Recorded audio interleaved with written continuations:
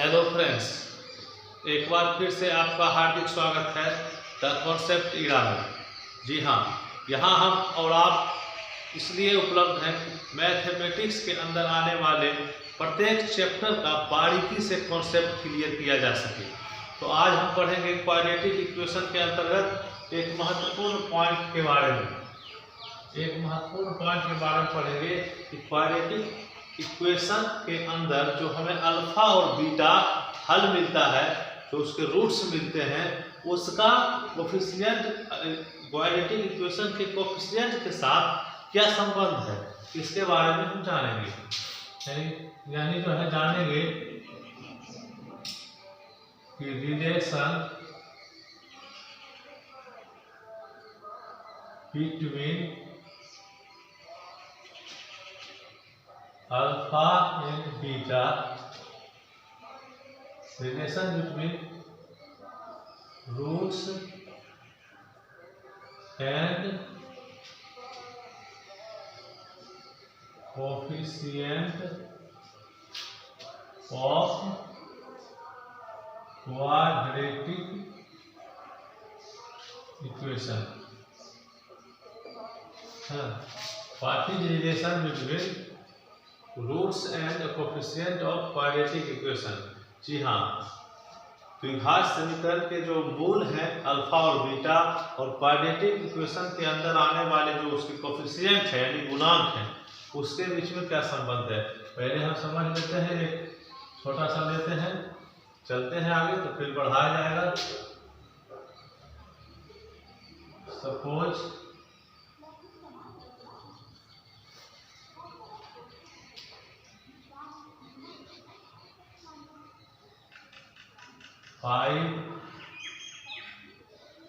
suppose 2x square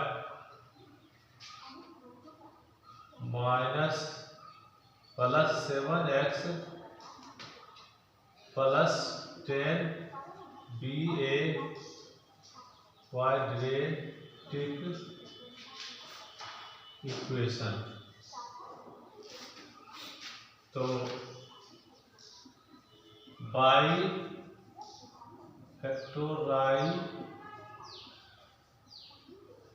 factorisation method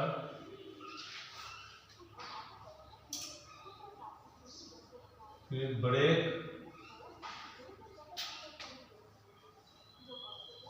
middle term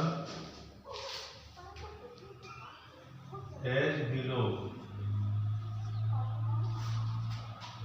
सबसे पहले हम फैक्टराइजेशन मेथड के प्रयोग करके हम इसको इस तरह से ब्रेक करेंगे, 7x को इस तरह से ब्रेक करेंगे, हमको गुणनफल आ जाना चाहिए 10 इंटू गुणनफल आ जाना चाहिए 10, और बीचला टर्म रहे 7x। जोड़ने या घटाने पर बीच का टर्म 7x आना चाहिए। यानी कि equation x square plus 7x plus 10 को हम इस तरीके से लिखेंगे, x square plus 5x plus 2x plus 10। जी हाँ, 5x प्लस 2x, 7x के जगह हम लोग 5x प्लस 2x आराम से लिख सकते हैं, है ना। तो यहाँ से क्या हम कॉमन ले लेंगे, x ले लेंगे, हो जाएगा x प्लस 5, यहाँ से ले लेंगे प्लस 2, फिर हो जाएगा x प्लस 5 इक्वल टू 0। तो हमको यहाँ से क्या मिला, x प्लस 5 को बाहर निकाले, कॉमन लिए, फिर मिल गया x प्लस 2 इक्वल टू 0। एक बार यह टर्म 0 के बराबर होगा, एक बार यह टर्म 0 के बराबर होगा। तो when x plus 5 equal to 0, x equal to -5, यही हुआ अल्फा का, ठीक है ना। when x plus 2 equal to 0, x equal to -2, यही क्या हो गया, बीटा हो गया। यही टर्म क्या हो गया, बीटा हो गया। तो अल्फा और बीटा हमको मिल चुका है इस इक्वेशन में। अब हम यहाँ देखेंगे रिलेशन क्या है इसके बीच में। इसके बीच में रिलेशन क्या है। सर्वप्रथम हम ये क्वाड्रेटिक इक्वेशन को लिखेंगे।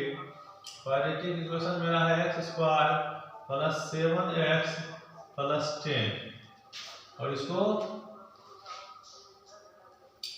एक दूसरे से मिलान करेंगे, क्योंकि क्वाड्रेटिक इक्वेशन का जो स्टैंडर्ड फॉर्म होता है उससे स्टैंडर्ड फॉर्म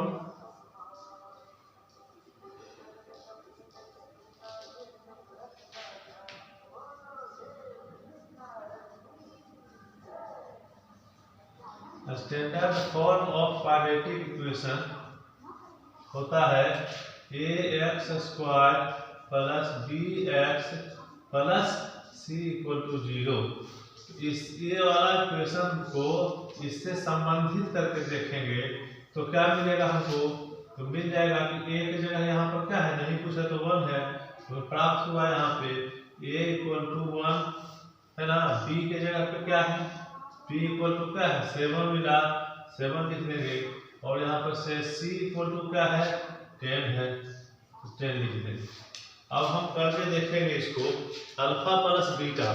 अब क्या करके देखेंगे, अल्फा प्लस बीटा क्या होता है, तो करके देख लेते हैं। नंबर 1 में alpha plus beta equal to alpha plus beta equal to करेंगे तो यहाँ देखिए अल्फा का मान -5 है और बीटा का मान है -2। बीटा इक्वल टू -2 -5 -2 बराबर हो गया -7, ठीक है ना। और नीचे कुछ नहीं है तो हम मान सकते हैं कि 1 है, नीचे कुछ नहीं है तो क्या मान सकते हैं 1 है। तो हम इसको इससे संबंधित करके देखेंगे तो क्या मिलेगा, अल्फा प्लस बीटा बराबर होता है -b/a, क्योंकि इसको लिख सकते हैं हम ax²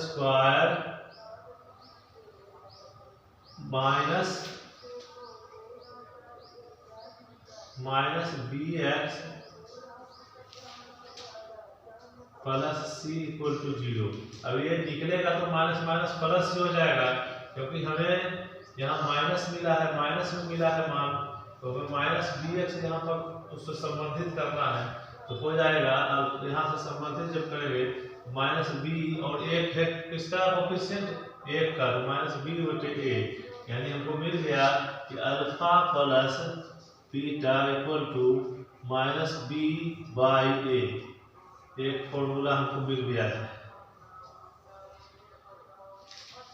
कि alpha plus beta equal to -b/a। दूसरा देखेंगे कि अल्फा इंटू बीटा में क्या हमको मिलता है। दूसरा है अल्फा इंटू बीटा, तो बराबर देख लीजिए, अल्फा बराबर -5 है, बीटा बराबर -2 है, तो हो गया -5 × -2 = 10। इसके भी नीचे कुछ नहीं है तो 1 है ना, कोई दिक्कत नहीं होना चाहिए। यानी इसका मान हो गया alpha into beta equal to 10। 10 किसके बराबर है आप देख सकते हैं, 10 जो है सो c के बराबर है, हो गया c/a, यानी हमको अल्फा इंटू बीटा भी मिल गया c/a। तो हम लोग देख लिए रिलेशन क्या है दोनों का, अल्फा इंटू बीटा बराबर हो गया c/a, alpha into beta equal to c/a हो गया, और अल्फा प्लस बीटा बराबर -b/a। तो पहला पॉइंट जो हमारा था कि क्या रिलेशन है, क्या दोनों में संबंध है, यानी कि क्वाड्रेटिक इक्वेशन के जो रूट्स हैं और क्वाड्रेटिक इक्वेशन के जो कोफिशिएंट हैं, गुणांक हैं, उसमें आपसी क्या संबंध है। तो आपसी संबंध हमें निकल कर आया है अल्फा प्लस बीटा बराबर -b/a और अल्फा इंटू बीटा बराबर c/a। इसका उपयोग हम जब एक्सरसाइज बनाएंगे मैथ के अंदर की बुक्स के अंदर जो क्वेश्चन दिए हुए हैं उसमें बहुत सारे एक्सरसाइज हैं और बहुत सारे क्वेश्चंस हैं। जब क्वेश्चंस बनाएंगे तो उस समय इसका आपको यूज आएगा, इसलिए ये दोनों टर्म को हमें रिमेंबर भी करके रखना चाहिए। ठीक है, अब एक पॉइंट और देखते हैं, इसके अंतर्गत आने वाला एक पॉइंट और देखते हैं। तब तक आप इसका स्क्रीनशॉट ले सकते हैं, ले दीजिए।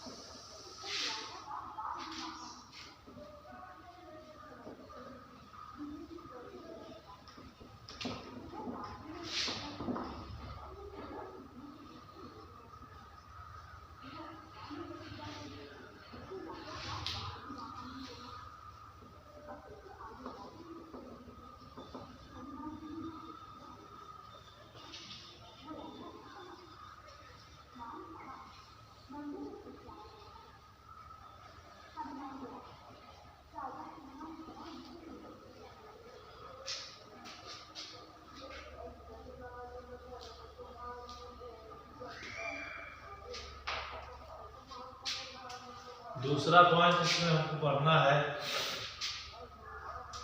Nature of root, nature of roots. जी हाँ, यानी इसके मूलों की प्रकृति क्या होगा, इसके मूलों की प्रकृति क्या होगा, है ना, वही कहलाता है nature of roots.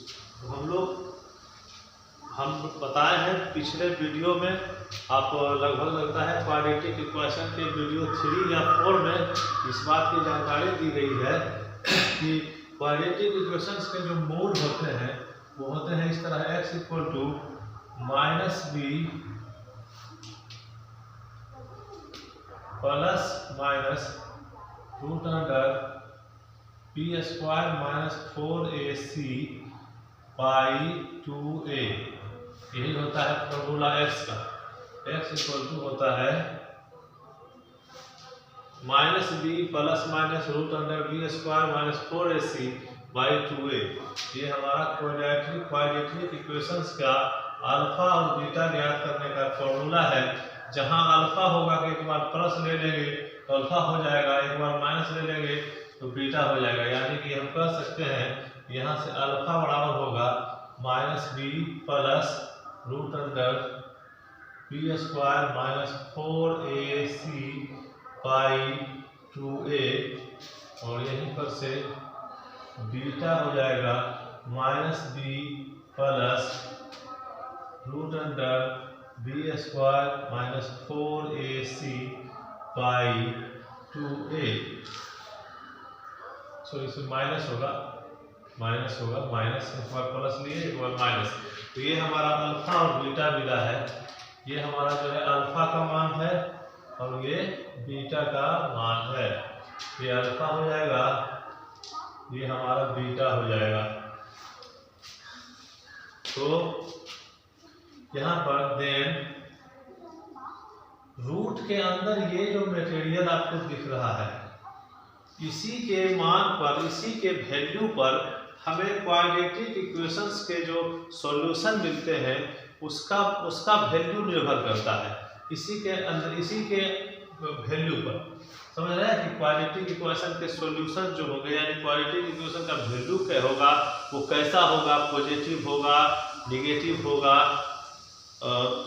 Real number होगा या काल्पनिक नंबर, इमेजिनरी नंबर होगा, है ना, यानी वास्तविक संख्या होगा या काल्पनिक संख्या होगा, सब इसी पर निर्भर करता है। इसीलिए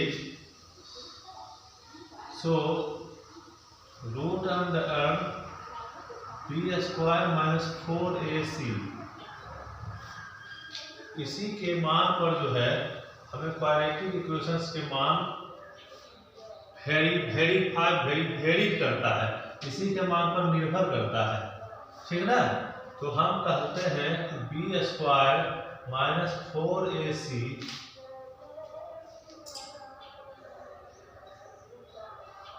इज कॉल्ड डिस्क्रिमिनेंट।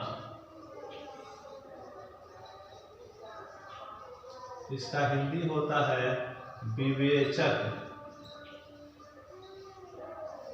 इसी के मान पर हमें क्वाड्रेटिक इक्वेशन के मान निर्भर करते हैं। इसी के मान पर क्वाड्रेटिक इक्वेशंस के मान निर्भर करते हैं।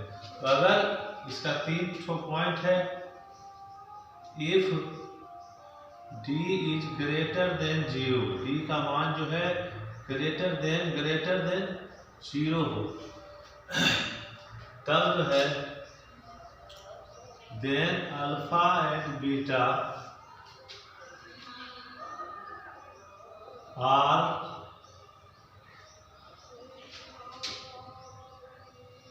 two distinct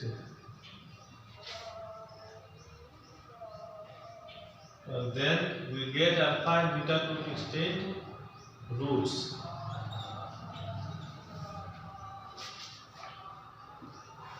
दूसरा है यहाँ पे if t equal to 0 then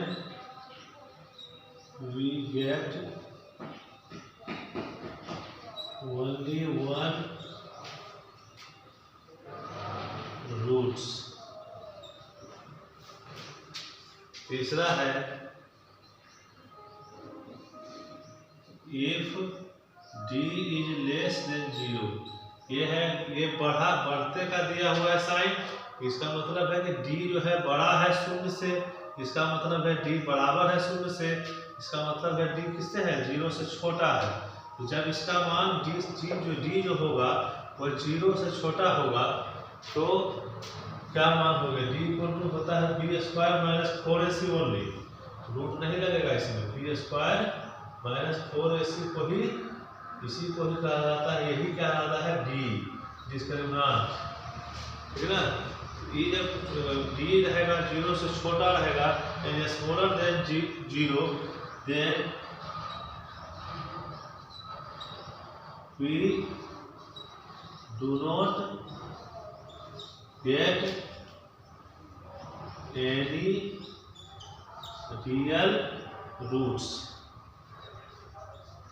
बस y, क्यों नहीं मिलेगा, तो इस y का हम जवाब इधर दे देते हैं, इस y का जवाब हम इधर दे देते हैं। तो y यहाँ पर क्यों होगा, क्योंकि जब देखिए रूट अंडर कोई भी रहेगा, स्क्वायर रूट के अंदर कोई भी नंबर रहे और वह निगेटिव रहे तो वह काल्पनिक संख्या हो जाता है, वह इमेजिनरी नंबर हो जाता है। जैसे मान लीजिए हम कहते हैं, कहा जाता है इन मैथमेटिक्स कि -1 जब इस रूट होता है इसके बराबर होता है आइटा के, इसको कहते हैं आईटा। आपको जब इमेजिनरी नंबर पढ़ने को मिलेगा मौका 11 में, तो भी हाँ आप समझिएगा कि -1 बराबर होता है आई, ठीक है ना। -1 का अंदर रूट, यह एक काल्पनिक संख्या है। This is a imaginary number, यह एक काल्पनिक संख्या है। उसी तरह यहाँ पर चूंकि आप देख सकते हैं कि कह रहा है कि d is less than 0, d जो है 0 से कम है, इसका मतलब इसका मान जो है, विवेचक का मान जो मेरा है, इसका मान जो है ये क्या है 0 से छोटा है, यानी कि यह क्या हो जाएगा, निगेटिव नंबर आ जाएगा। और निगेटिव नंबर में जैसे ही हम रूट लगाएंगे, निगेटिव नंबर में जैसे ही हम रूट लगाएंगे वह एक काल्पनिक संख्या हो जाएगा। तो इसीलिए है then we do not get any real number, it have imaginary number. तो देख लिया आपने नेचर ऑफ रूट्स क्या है, मूलों की प्रकृति क्या होगी और वह किस पर निर्भर करेगी। तो आप जान लीजिए कि मूलों की जो प्रकृति होगी वह जो है डिस्क्रिमिनेंट पर निर्भर करेगी, यानी कि b² - 4ac का मान अगर 0 से बड़ा हो तो यह यहाँ पर आपको दो रियल मूल मिलेंगे अल्फा और बीटा, दो अलग अलग मिलेंगे roots.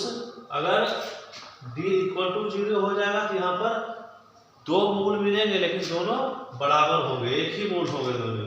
Then we get only one roots, only one equal roots. We get only two equal roots मिल जाएंगे हमको। और एक d लेस देन 0 हो जाएगा, then we do not get any real roots. y, इस y का नंबर बात यही है कि आइटा अगर वह माइनस में रहता है वो इमेजिनरी नंबर हो जाता है, यानी काल्पनिक संख्या हो जाती है। यानी रूट के अंदर आपको रूट के अंदर अगर कोई any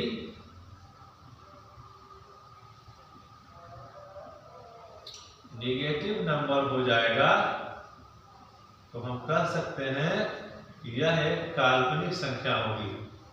then this is imaginary number.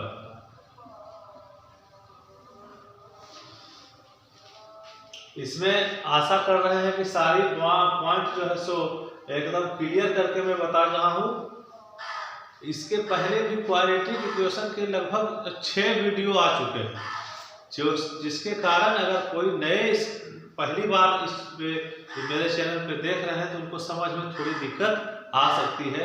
तो इससे रिलेटिव जितने भी वीडियोज हैं, अगर आप उन सभी वीडियोज को देखेंगे, सुनेंगे और समझेंगे तो आपको कोई दिक्कत नहीं होनी चाहिए। आप सारे बिंदुओं को बारीकी से समझ सकते हैं। आपको क्वाड्रेटिक इक्वेशंस के सारे पॉइंट्स महत्वपूर्ण जो हुए वो सारे पॉइंट्स को एक एक करके मैंने क्लियर कॉन्सेप्ट रख दिया है, क्लियरली बता चुका हूं। अब सिर्फ एक्सरसाइज बचे हैं। एक्सरसाइज में भी आपको एनसीईआरटी का 4.2 एक्सरसाइज तक इसका हम सॉल्यूशन कर चुके हैं। नेक्स्ट वीडियो में आपको एक्सरसाइज 4.3 का हम सॉल्यूशन थ्रू आउट करेंगे। थ्रू आउट सॉल्यूशन कराया जाएगा, थ्रू आउट सॉल्यूशन करवाया जाएगा। तब तक के लिए आशा करता हूं कि क्वाड्रेटिक इक्वेशन चैप्टर्स के प्रत्येक वीडियोज को आप देखकर भलीभांति समझ रहे होंगे। अगर किसी भी पॉइंट के बारे में आपकी समझ क्लियर नहीं हुई है, यानी कि आपका कॉन्सेप्ट क्लियर नहीं हुआ है, तो आप बेहिचक कमेंट बॉक्स में कमेंट कर सकते हैं। तब तक के लिए जय हिंद, नमस्कार।